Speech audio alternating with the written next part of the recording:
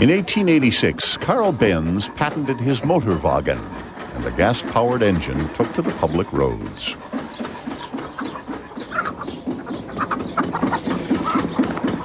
The power of petroleum was about to revolutionize not just transport, but the whole of European society. And it would create a thirst for foreign oil that Europe would later bitterly regret.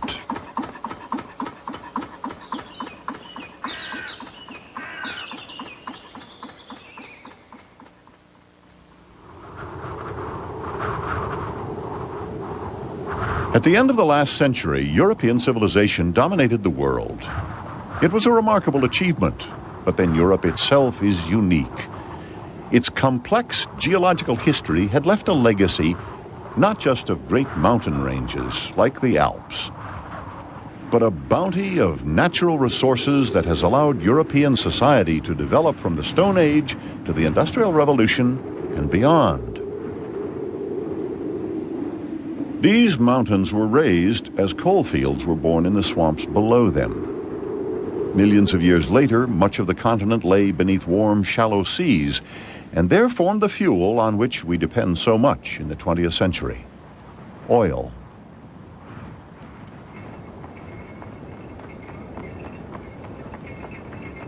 In 1889, Paris celebrated the centenary of the French Revolution by constructing the Eiffel Tower. Then the tallest building ever made, it was a fitting monument to an age dominated by coal and steel, and symbolized the triumph of science and industry. But the tower also marked the end of an era.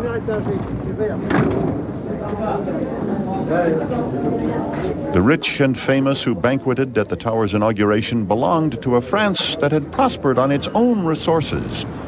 But new machines were going to change that. The future would lie with raw materials from overseas.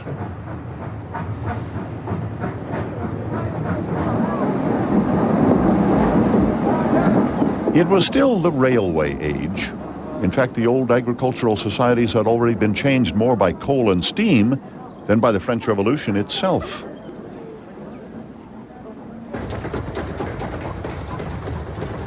With travel so much easier, society began to change too. There was more social freedom.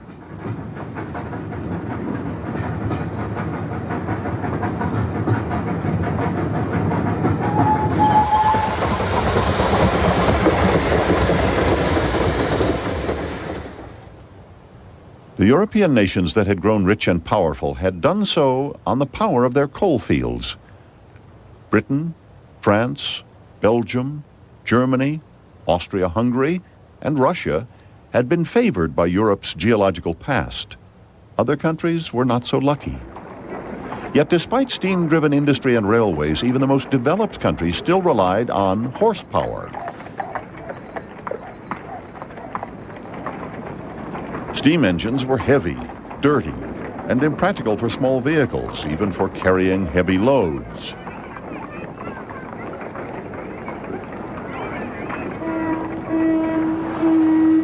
The countries that had prospered on coal already imported their raw materials from around the world.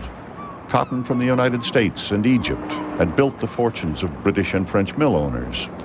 Suddenly the world seemed smaller, and Britain, France, and Germany began to scramble for more colonies, secure markets for exports.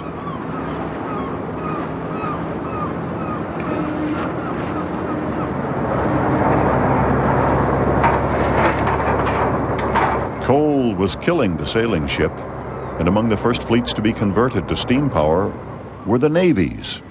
A coal-powered battleship could steam to the attack straight into the wind.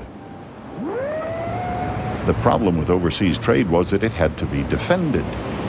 Britain, with an empire encompassing a fifth of the land on the globe, had the largest fleet. So both economic and political power now rested on the energy from coal, and the quantities used were enormous. A dreadnought battleship burned 27 tons of coal an hour.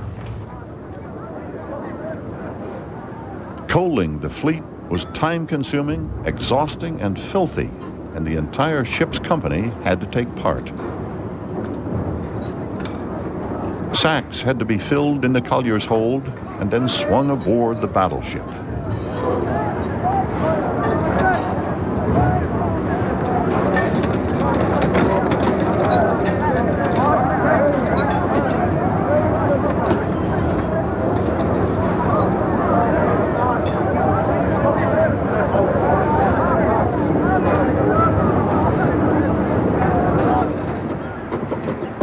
The fuel which was going to change all this had humble beginnings in hand-dug wells on the very edge of Europe in 1872, at Baku in the Caucasus by the Caspian Sea.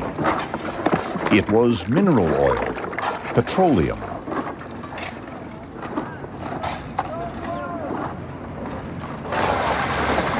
They baled it out of the well mixed with water.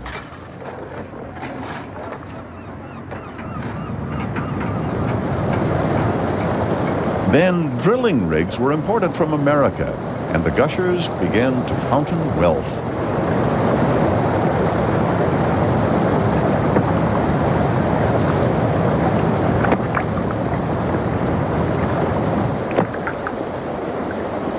Oil, black gold, running to waste.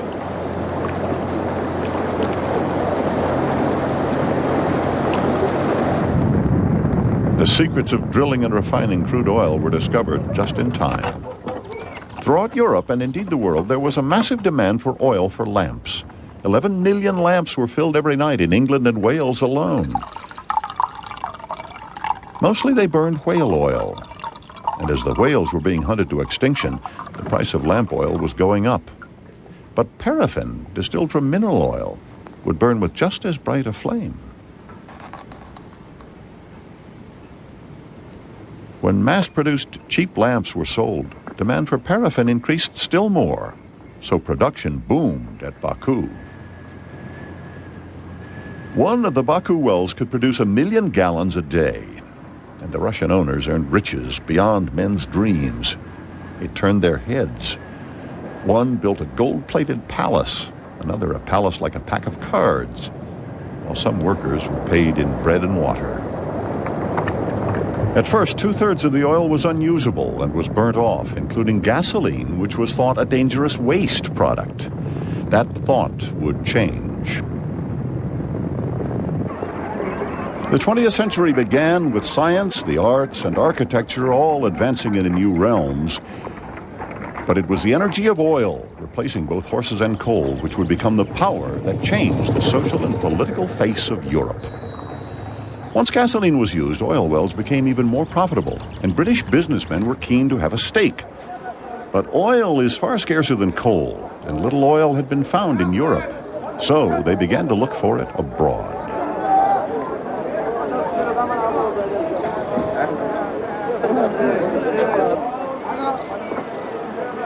After suitable preliminaries, a British company paid $35,000 for the petroleum rights to 750,000 square miles of Persia, now Iran.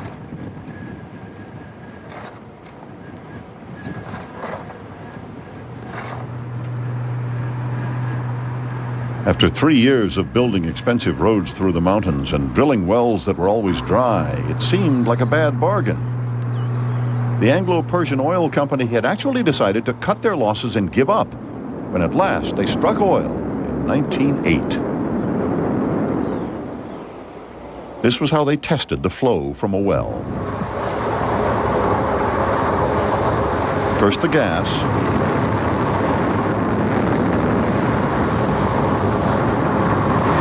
then the oil.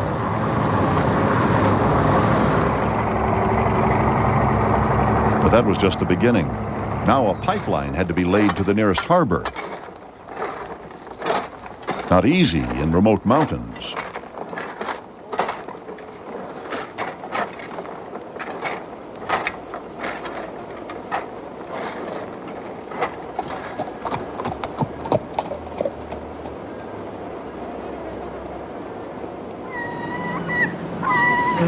A brand new terminal and refinery was built on the Shatt al-Arab waterway at Abadan. From there, tankers would carry oil to Britain. The Anglo-Persian Oil Company, now known as Anglo-Iranian, had its first and biggest customer, the Royal Navy. With oil, they could refuel a battleship like this.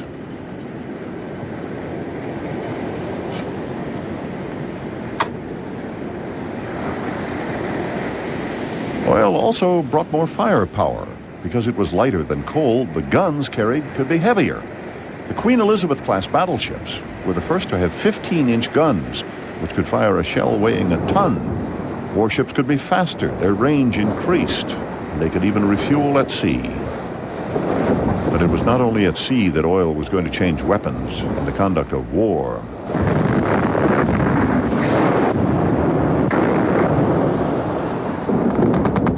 When the First World War began, the machine gun and barbed wire made rapid advance almost impossible. Troops were pinned down in trenches stretching from Switzerland to the English Channel.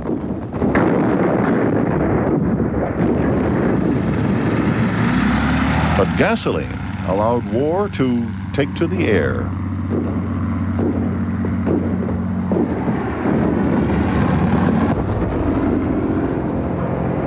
From airplanes, enemy positions such as artillery could be spotted and opposing gunfire directed.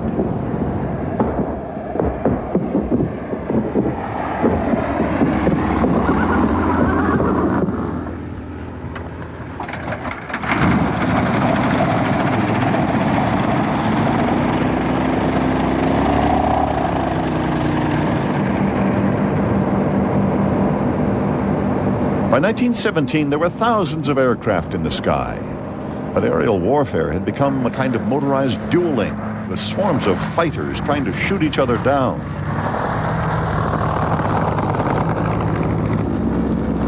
British pilots survived, on an average, just 2 weeks.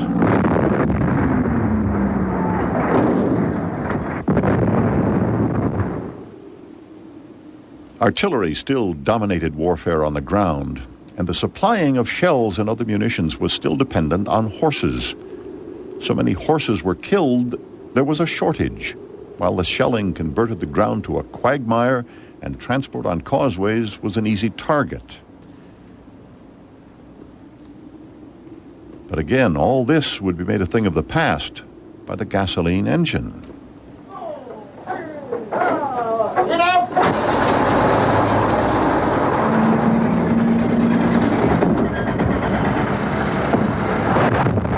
The breakthrough was made by the British with the land ship, codenamed the Tank. It could cross barbed wire and mud and trenches and protect its crew at the same time. Infantry could follow in its wake as the tank crew dealt with the enemy defenses.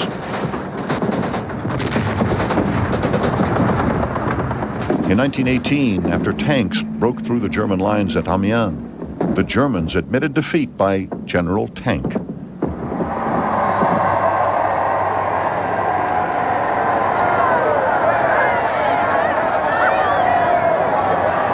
Politicians might take the credit, but the war had been won by the power of oil.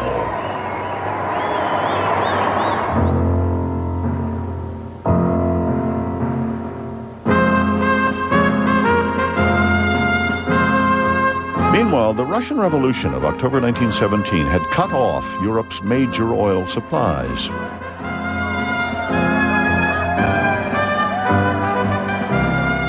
Stalin's brave new world was to be self-sufficient in food and manufactured goods. The tractor was the key to the reorganization of agriculture in the large collective farms. It became the symbol of communist progress in parades.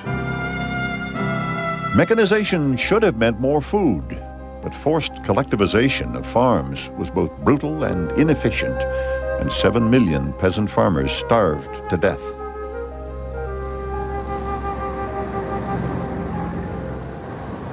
The West was bent on enjoying itself while these enormous social changes were taking place in the East.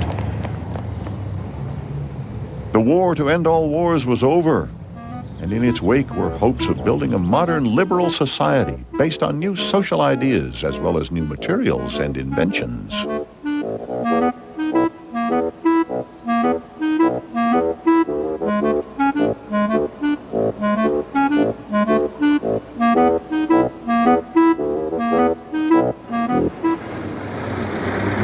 In France and Britain, the car industry was beginning to lead manufacturing, with new techniques such as the assembly line imported from the United States.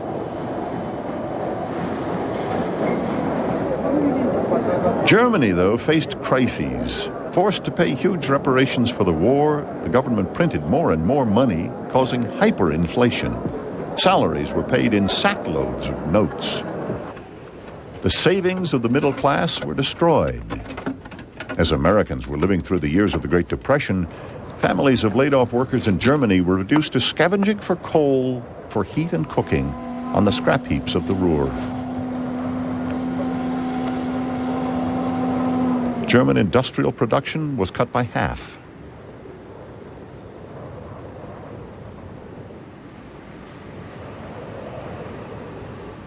Many starved in Germany, as did families in Britain and across industrial Europe.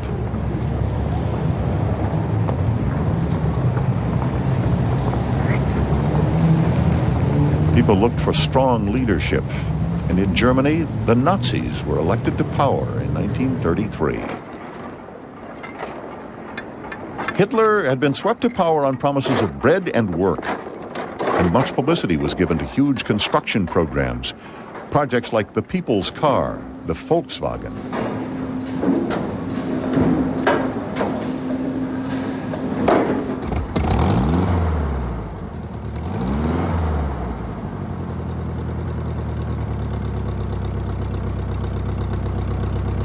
The cameras focused on the innocent beetles and the autobahns, roads the likes of which had never been seen before, and which were also good for moving armies. Behind the scenes, in complete disregard for the treaty which had ended the First World War, most of the jobs were created by Hitler's massive program of rearmament.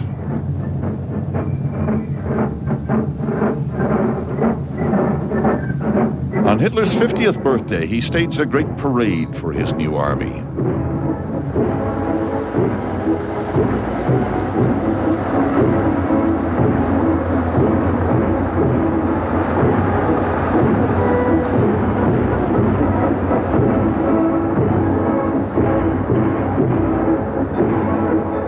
The Fuhrer was told by his generals that success in warfare depended now on rapid motorized attack, and these were new motorized divisions. Hitler promised to right what he called the injustice of the 1918 armistice. He dreamed of a Third Reich that would last 1,000 years, with Lebensraum, territory for his people, to be conquered in the east where Germany had no natural frontiers. Hitler also coveted the industrial power of his neighbors based on the coalfields of Silesia in Poland and Czechoslovakia and the Soviet valleys of the Don. But particularly, he wanted to take over the fertile soils of Belorussia, and especially the Ukraine, from people he denounced as subhuman Slavs and Jews. Hitler's first invasions were accomplished without a fight. In 1938, he occupied Austria. Then he seized the Sudetenland and Silesian Czechoslovakia, the biggest industrial complex between the Ruhr and the Urals. Nazism was swallowing Europe. Hitler wanted Poland most of all because Poland divided Germany in two. But France and Britain now guaranteed to come to the aid of Poland should Hitler attack the Danzig corridor. Hitler realized that the price of uniting Germany might now be war with France and Britain. So he sent his foreign minister, Ribbentrop, to sign a non-aggression pact with Stalin. This document was an astonishing alliance between communism and fascism, but it meant that Hitler could seize Poland and be free to deal with France, knowing that Stalin would not attack from the east. The pact gave Stalin Finland, Estonia, Latvia, Lithuania, and eastern Poland.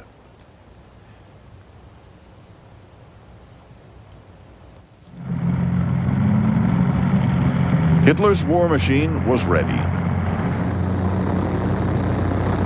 But for all his motorized might, without fuel, he was powerless.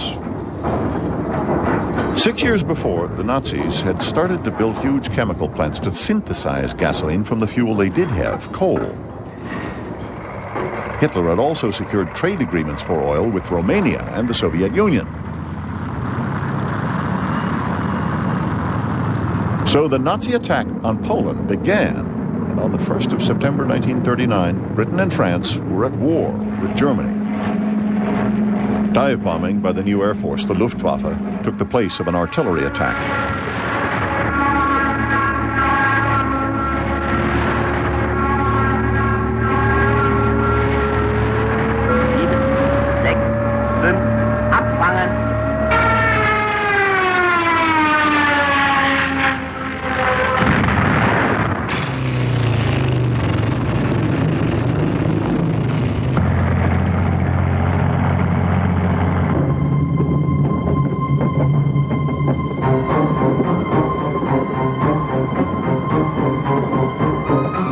This was the Blitzkrieg, the Lightning War, and it terrified the world.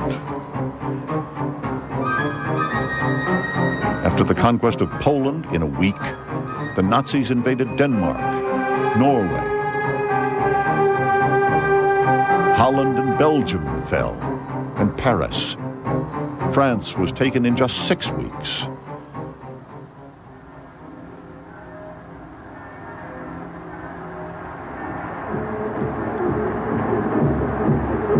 The streets of Berlin were strewn with rose petals when the conquering hero returned from Paris.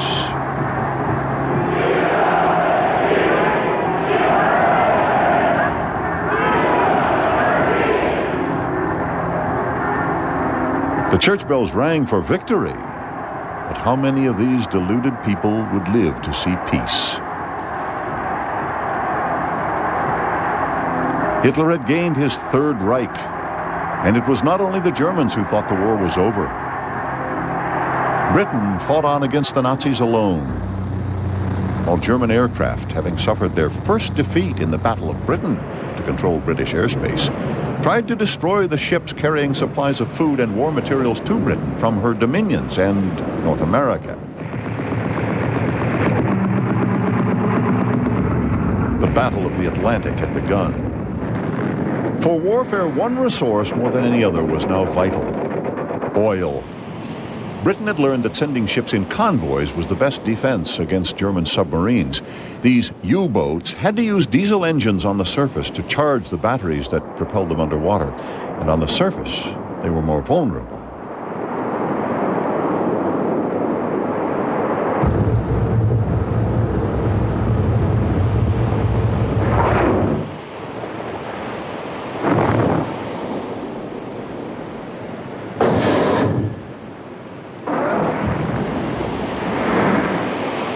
At first, the U-boat attacks were devastating. They sank over 9 million tons of shipping in 1940 and 41. America entered the war in December 1941, and in 1942, U-boats crossed the Atlantic to work in packs, setting their clocks to North American time.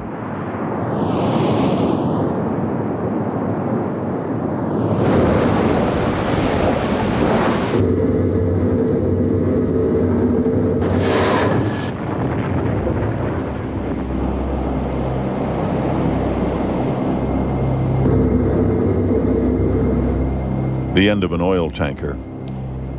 In the single month of March 1943, U-boats sank 850,000 tons of shipping.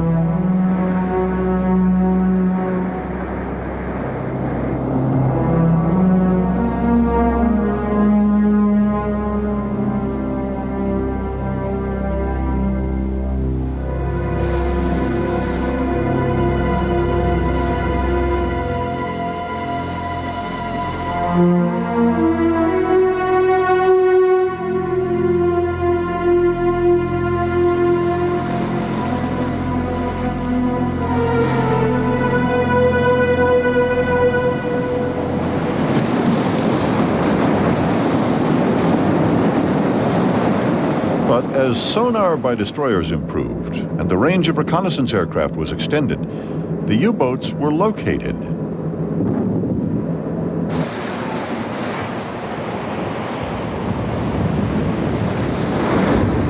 And sunk with depth charges.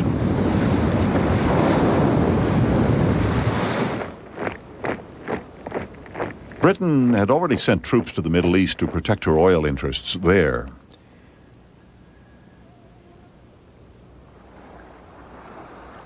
In 1940, tankers at Abadan had been bombed by the Italians.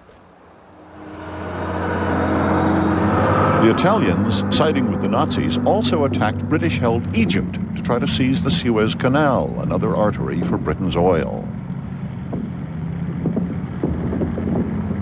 The Desert War began. Mussolini's troops suffered a humiliating defeat at the hands of British armor. And despite a German offensive, the British remained masters of the desert, with the vital canal still in their hands. Hitler needed to defend his own fuel supplies. He could not afford to let Romanian oil fields fall into Allied hands, so he sent forces to secure them. As this Nazi propaganda film boasts, British attempts to sabotage the oil field weren't successful. Seit Kriegsbeginn hatte der englische Geheimdienst immer wieder versucht, durch Sabotage die Förderung der rumänischen Ölquellen lahmzulegen, um Deutschland eine seiner Brennstoffquellen zu verschließen. Then in June 1941, without warning, Hitler launched a massive surprise attack on his ally, Russia.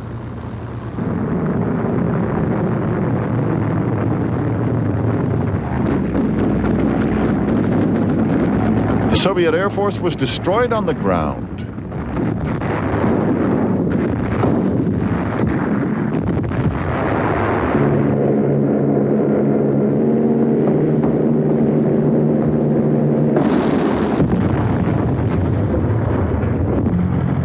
This was not only the greatest blitzkrieg, but the greatest assault in human history.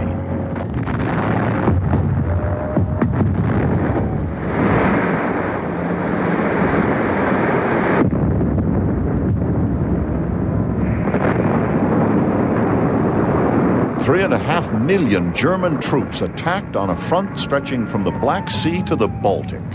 They advanced 44 miles into Stalin's communist empire during the first day of the attack.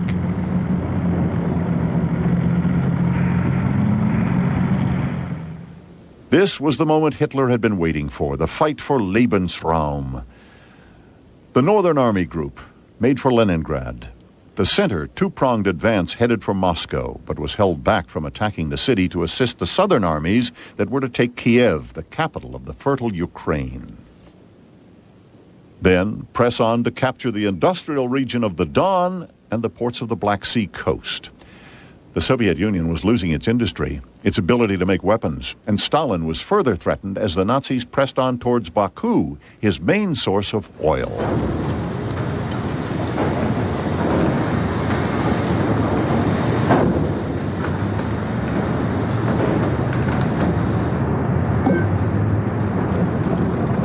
The output from the Baku oil fields was not only essential to Soviet industry and Soviet defense, but to maintain the mobility of Hitler's war.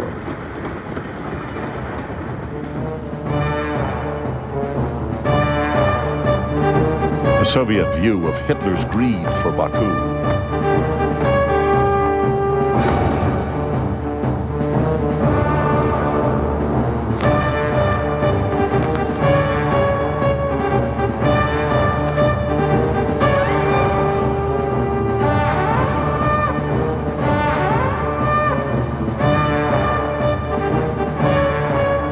Should Hitler seize Baku, it would indeed be the chocolate icing on his cake. Having conquered most of Europe, he would also have its major oil supply.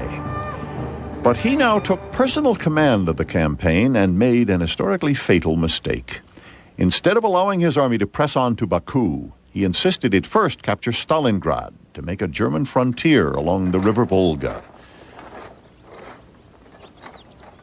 The threatened citizens of Stalingrad hurriedly began to dig defenses and emplacements for their guns.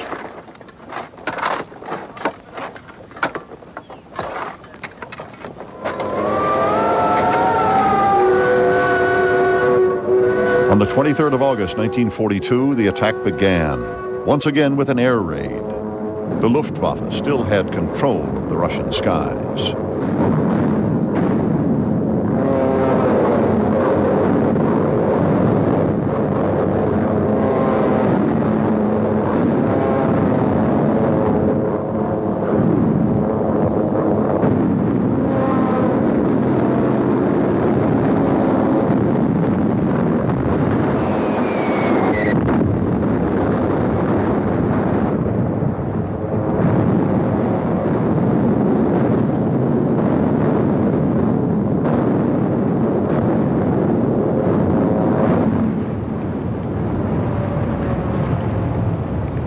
The city was set ablaze, but every night the defenders were resupplied from across the Volga River.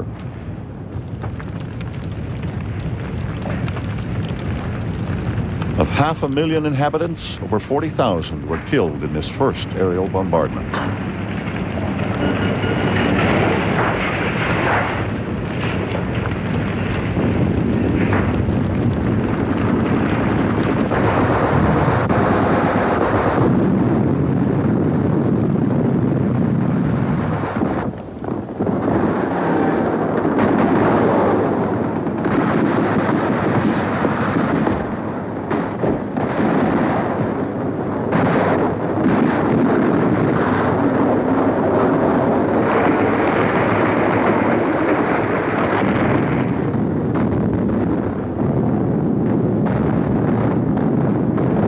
Every house was a potential fortress. All were defended.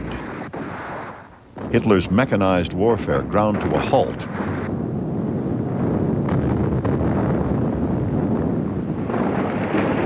As the Germans reached the center of the city, Soviet Red Army reinforcements arrived to encircle the Nazi aggressors. Winter arrived too. The Red Army attacked a Nazi flank held by Romanian troops.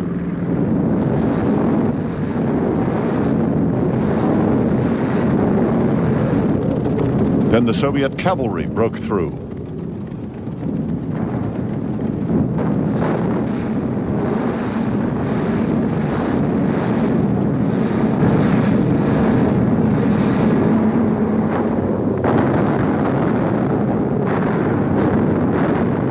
Stalingrad was in ruins.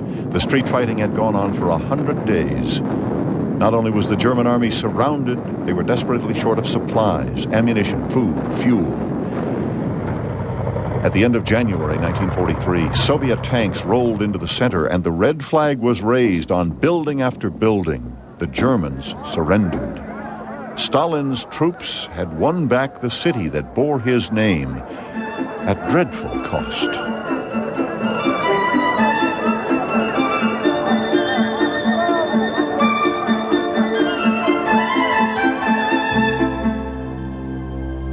The Russians took 500,000 prisoners, Germans and their allies, Italians, Hungarians, and Romanians.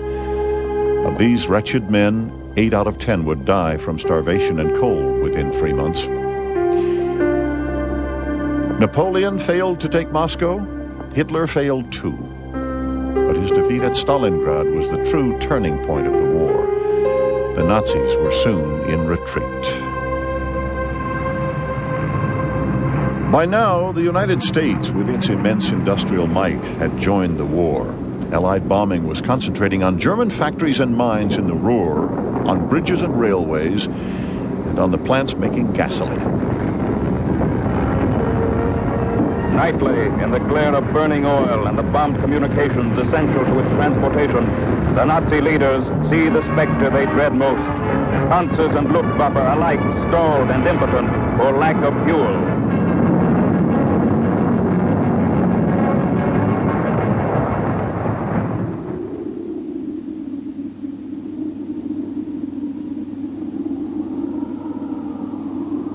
Despite efforts to rebuild the plants, the lifeblood of war, gasoline, was in shorter and shorter supply. Without fuel, the Messerschmitts could not defend German skies, and in 1943 the Allied bombing raids intensified.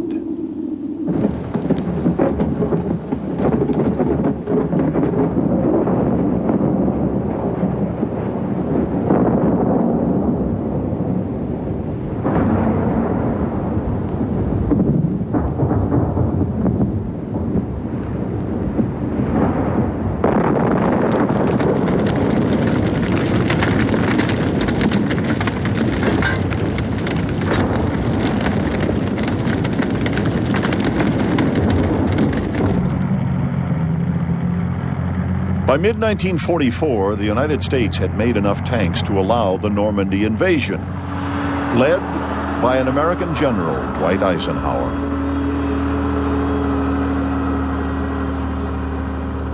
The campaign was called Hell on Wheels, and to keep the wheels turning required huge quantities of fuel. The Allies had to bring their fuel with them. flexible steel pipelines were wound on huge drums to be laid right across the English Channel. Codenamed Pluto, these pipelines under the ocean could feed the Allied advance with gasoline direct from the refineries.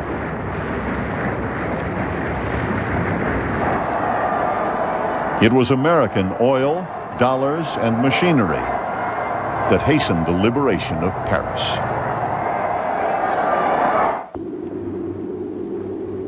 It was the end of the Nazi nightmare. Germany was divided between Russia and the Allies. The German problem had been solved, but at the cost of Europe losing its industrial and political domination of the world.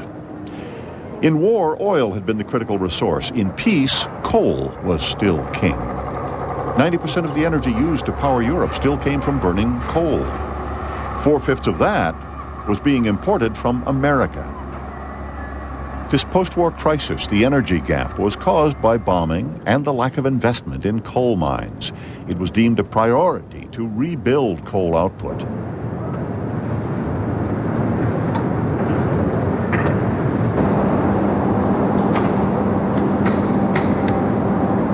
In 1947, British coal mines still employed 750,000 men. They were nationalized, and a massive investment in mechanization began. It wasn't important to be profitable, only to produce.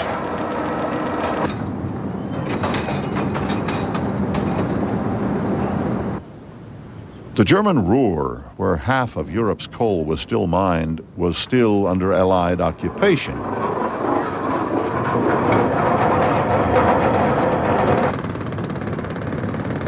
Germany's great war machine had been built on this coal and these steel works, and France still feared the power of the Ruhr. So to control this power, France now proposed the unification of the French and German coal and steel industries. Such a grouping, which other countries could join, would encourage competition and prevent any country from gaining a monopoly of the power to wage war. So, the European Coal and Steel Community was born in 1951. It comprised 6 countries. France and West Germany were joined by Italy, Luxembourg, Belgium, and the Netherlands. It was from this sharing of key resources that the political unification of Europe was to be forged. Oil in increasing amounts was flowing from the Middle East. It was far cheaper than American oil, but very soon there were signs of that political instability in the region which still plagues Europe's oil supplies. First, there was trouble in Iran. Persia had been renamed Iran in 1935. The Iranian government wanted a larger share of the profits of the Anglo-Iranian Oil Company. Rioters occupied company headquarters. The Prime Minister of Iran, Mohammad Mossadegh, gambled on Britain's dependence on Iranian oil and nationalized the company, to general rejoicing because he promised that this action would eliminate all poverty. But the expatriate employees who built and ran the technical operations refused to work for the nationalized company and left. Britain blockaded the Gulf, and all oil production from Iran stopped for 3 years. While the Iranian government was bankrupt and Mossadegh fell from power, Anglo-Iranian turned its attentions elsewhere, to the more stable political sands of what were then British protectorates, Qatar and Kuwait. Kuwait rapidly became the leading producer of oil in the Middle East. New refineries were built there where land and labor were cheap. So why did oil become so vital that Europe doubled its oil consumption in 5 years? Oil was becoming the favorite energy source because it was so cheap. It was also needed to fuel the huge increase in numbers of small, inexpensive private cars, mass-produced for families who were better off as wives went out to work. Oil was changing the cityscape also. At Marseille, Le Corbusier started a fashion for high-rise apartment buildings with his Unité d'Habitation. They owed their form to the use of a new material, reinforced concrete. Cement for concrete had become cheaper as it was made by burning cheaper oil. Blocks of apartments could begin to tower above the cities.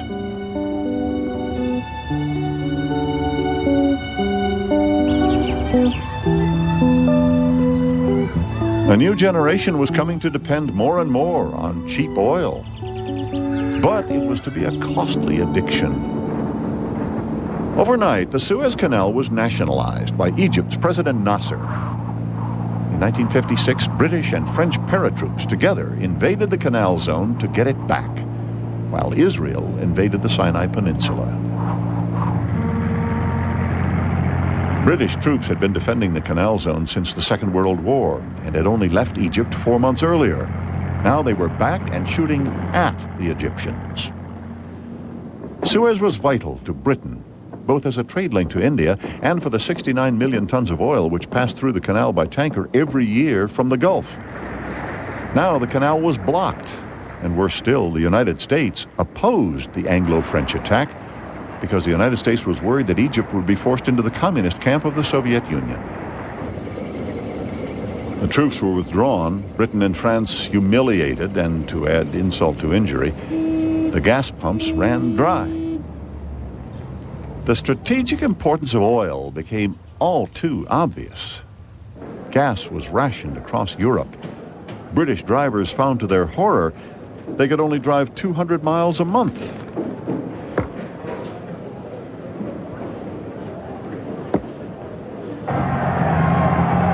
While the West was distracted by the Suez disaster, Hungary tried to shake itself free from Moscow.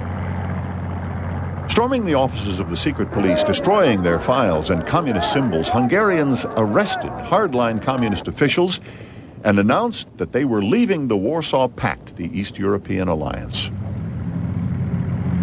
Khrushchev sent in Russian tanks and brutally smashed the revolt. The tragic Hungarian uprising had drawn attention to the different problems that Eastern Europeans were facing, not just political repression, but economic hardship as well. The communist system had failed to supply a workers' paradise, and by 1961, 200,000 refugees were fleeing from East Berlin each year.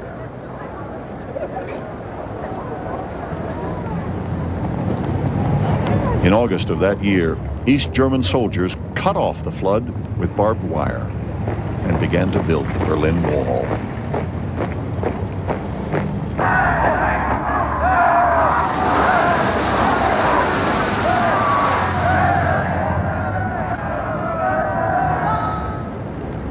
Warsaw Pact tanks stood by in case the West tried to intervene.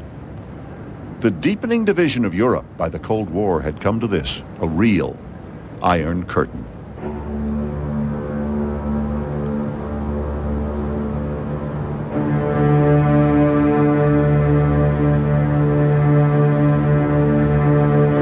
Behind the Iron Curtain, the Soviet Union and its satellites conducted a vast social experiment.